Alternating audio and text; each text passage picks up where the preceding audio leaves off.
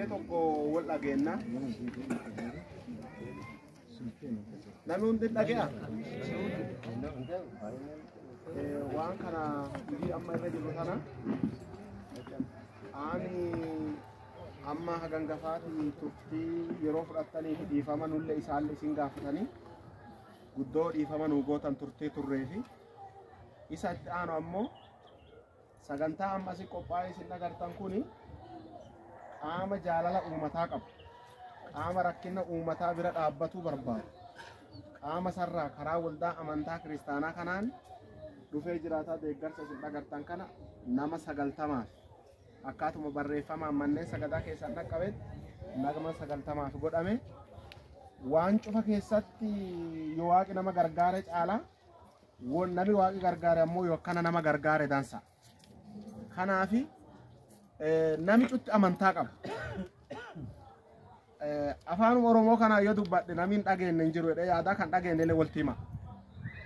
Nami amaanotiin Ortodoksii keessaa, Musliima keessaa, uummata bal'aa keessaa, amantoota manneen amantaa jira hunda keessaa nama 10 wal qixxaata nama 10 akkasiin qophaa'ee manneen sagadaa maqaa keessan tsaafee fide. Wanni guddoon eegatan gargaarsaa muti waaqa. Kanaafuu warra waan kana nu qaabatee waaqi isaan keessa dabaree nu qaabatanillee isaa eebbinya kaan immoo dhiifama sin gaafanneerra waaqa lafa teennallee akka rooba kennu gargaarsa kanallee akka waaqi guddoo kana caala nu gargaaru namichutti mataa keenya gadi qabannee namichutti amantaa aadaa qaba akkuma maraafuu yeroo muraasa waaqa galateeffannee waaqa kadhannee sagantaa keenya darra namichutti mataa keessan gadi qabadha fuula waaqaa duratti. Waaqa abbaa, waaqa ilmaa, waaqa fura qulqulluu, waaqa keenya galanni sin akka sagantaa bifa kanaa walitti murattee warri obboleeyyan ta'e warri fuula nu hin beekne warri nu waliin dhalateef lafa fincaa'aa magaalaa san keessatti warra rakkoo garaagaraa qaban karaa amantaa kana isaan gargaara jedhanii yaadannoo gosa kanaatiin gara keenya dhufan waaqa isaa eebbisu. Ammallee immoo lafti keenya rooba dhabdee beelaan hoola'an waraanaan dhukkubaan akka hin miidhamne waaqa lafa keenya gargaara. Namni sababa hoola'aa sababa waraanaa sababa rakkoo garaagaraa du'aan lubbuun daa'immaanii lubbuu haadhotii lubbuu abbootii akka lafa tanarraan deenne waaqa nu gargaara. Rooballe nuu kennu eebba nuu baceessi waantu lafa teennarraa qabe warra amma asit dhufanii aadaa tana yookiin gargaarsa kana nuu kennaniif ka fudhatuuf dhufan kanalle waan kanaa muti gargaarsi keeti waan kana dugda duubaan jiru nu haa gargaaru. Kana cufaaf galata fudhadhu maqaa Yesuusiitiin. Amma aguma kana yoo dubbadhee nagaya itti aansee ammoo qaami waan kana dhiyeesse abiyaateerraa warri godinarraa dhufan isaan qabatanii obboleeyyan nu deeggarsa kana kennan waliin dhufanii jiraataa walakkaa ta'een argamanii agangafaatiif tajaajila kanarra jiran gara isaanii isin dabarsaa isaa haasaa gabaabaa godhaniiranuun achiin duuba gara pirogiraamatti aanuutti dabarra waliigala walti qabaan abiyaatee godina keenna paaster Seefuu jedhanii isaan as gula dhufanii isaan haasaa godhanii isaaniin duuba immoo sagantaa jiru itti fufnu. ሰላም ናችሁ? ሁሉ ሰላም ነው? ስለ ሁሉ የእግዚአብሔር ስም የተባረከ ይሁን። መሮ ዋን ጩፋ መቃዋ አከ ገላቶም ያቱ መጽሐፍ ቅዱስ ሲናገር ሁሉን ያዘጋጀ እግዚአብሔር ነው ስለሚል መጽሐፍ ቁልቁሉ አኩመ ጀዱ ዋን ጩፋ ከቆጴሰ ዋቃ ዋን ጀዱ ክብር ለሱ ይሁን። ገላኒ ሳፋታው እንግዲህ በመቀጠል ያው እኔ ከምዕራብ ጉጂ ዞን ወንጌላውያን አብያተ ክርስቲያናት ሰብሳቢ ነኝ።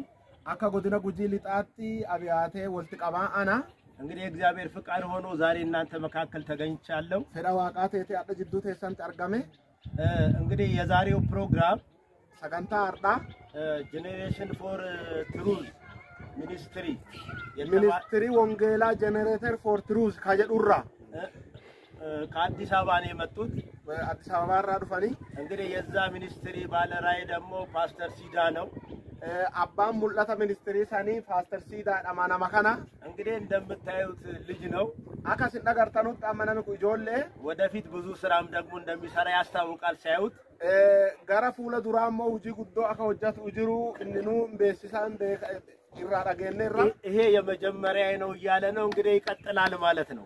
ሁጂ አማቱን ጀልቀባ ኢትፉፍት ያደጀሩ ኢሳከሰ ጅራ አካሲለ እንግዲህ በደንብ አድርገው ያብራራል። ይሄንን ፕሮግራም ለማከናወን ከሱ ጋር የቆሙ የደገፉ በውጭ ያሉ ወንድሞች አሉ ገንዘባቸውን አምጥተው እሱ ደግሞ ያው አገልጋይ ስለሆነ በታማኝነት ቤተክርስቲያን የሚገባው ነገር ለተገቢው ስለምታደርስ እኒ ቃማ ኢሰ ዱበ ዳበተ ኢሰ ገርጋሩ ፊ ከነ ከሰ ሳጅሩን ውጂ ቢፈከና ሆጀታንቱ ከና ሆጀተ ቃማን ደቀቡ ቀቡ ጩፋ ዋን ደቀፍሲሱፍ ያንን ለማድረግ ነው የተገኘው ዋን ከና ቶልቺሳት አሲ አርጋመ እንግዲህ ይሄ የቀረበው ነገር ብዙ ነው ብለን አይደለም ወን አመዲ ያተፉለ ከሰን ዱረ ጅሩቱን ባጫ ጀነቲ ሞቲ ጥቂት ነው ዋን ዲቆ እንግዲህ ያለውን የሰጠ ደግሞ ንፉግ አይባልም ነው የሚባለው ናሚ ዋን ቀቡራ ናማ ከነ ዶና እንጀዳሙ እናንተም ደግሞ ይሄንን ወስዳችሁ እግዚአብሔርን እንድታመሰግኑ ኢሲኒን ለሞ ወር ወን ኩንዳ ቀደ ፍዳታኒ ዋቃ ከገለተፈታን የተሰጣችሁ ነገር ደግሞ ለቤታችሁ በረከት እንዲሆንላችሁ እንመኛለን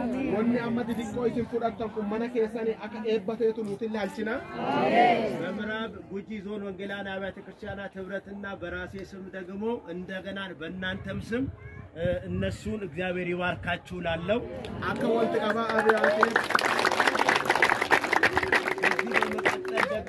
ፓስተር ሲዳ የሚለውን ነገር እንሰማና ወደሚቀጥለው ፕሮግራም እንሄዳለን አማ የሆነ ካላቱማት ዋን ፓስተር ሲዳን ጀዱ ዳገነ ጅራታ ገረ ሰገንታ ከናት ቀጣሙራ ሰገንታን ከሳኒ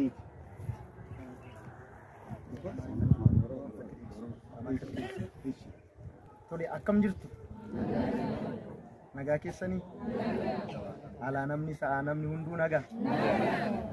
ሁንዱ ነጋ ቶሌ ፓስተር ሲዳ መርጋ ጀደማ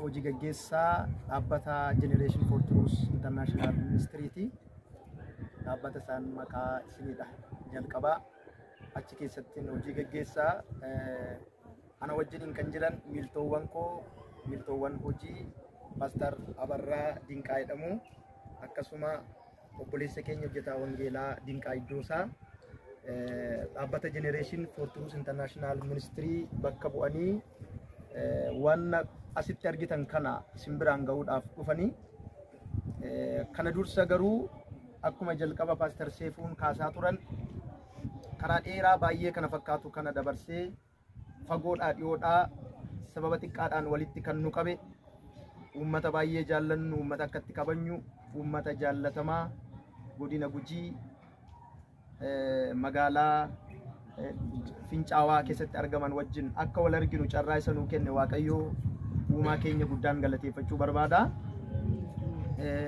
Waaqayyotti aansuudhaan dhaabbata Generation for Truth International Ministry akkuma maqaa isaa irraa argitan dhaloota dhugaadhaaf kan jedhudha afaan Oromoo isaa. Dhaabbata kana biyya keessaa fi biyya alaatii sappoortii kan godhan yaadaan mul'atan gargaarsa faayinaansiitiin kan deeggaran obboloota keenya biyya keessa biyya alaa jiran Waaqayyotti aansee galatoomaa ulfaadhaa jechuun barbaada. Akkasumas dhaabbata Generation for Truth International Ministry jedhu wajjin kan hojjetan dhaabbata kana wajjin kan anduras hojjechaa kan turan ammas hojjechuutti kan jiran waldaa amantoota Maranaataa Yesuus akkasuma waldaa hiikamsaa Ministry daandii jireenyaa Yesuus jedhaman gargaarsa dhaabbata kanaaf godhan gargaarsa uummata kanaaf godhaniif maqaa Waaqayyootiin galatoomaa ulfaadhaa isaaniin jechuun barbaada.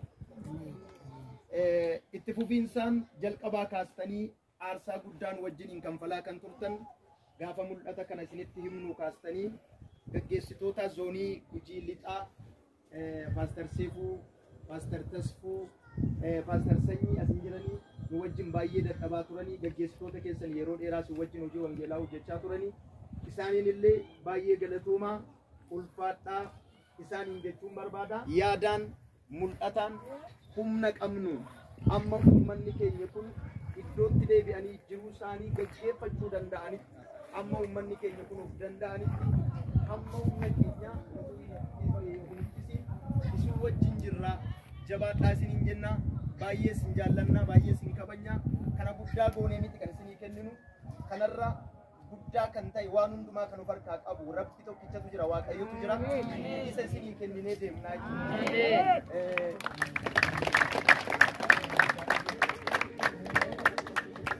kanaafi hojii kana itti fufiinsaan hojjanna si wajjin namoonni nuti maqaa inni waldaa keessa gaggeessitoonni waldaa obboloonni keenya garee garaagaraa hojjechaa jirtan malatti barbaadaa uffadhaa waaqayyo bara keessa naa eebbisu itti fufnee hojii hojjennu wajjin hojjannaa siin jenna galatooma kallattii dhangalaaf sagantaa wanta qabannee dhufne isinii kennuutti darbina maqaan keessan rikardi ta'ee jira maqaan keessan yeroo waamamu uftanii fuutuu jechuudha galatooma.